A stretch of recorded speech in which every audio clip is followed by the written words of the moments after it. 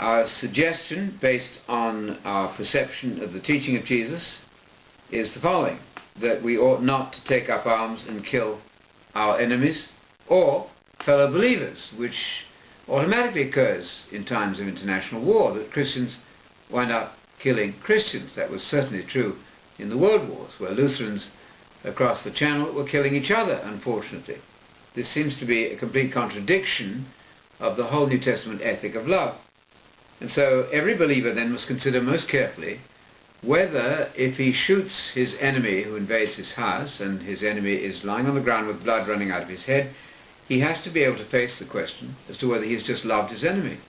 If one can answer that question with a resounding yes, then I say go for it.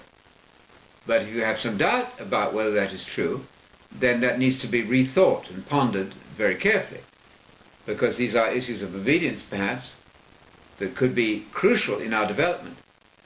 So that's a subject that needs, I think, to be explored more, and everybody should think carefully about what our response to violence is supposed to be. The early church, as you know, in the first centuries, wouldn't allow people back into fellowship if they'd shed blood. They took this issue very seriously. We tend not to do so. But that's a cause, I think, for concern, and we should address this issue head on. Is it a question of saying, what do we do if attacked, or is it a question of saying, what would they, the nation, do? If we are resident aliens, as it appears that Abraham was, then we are green card people.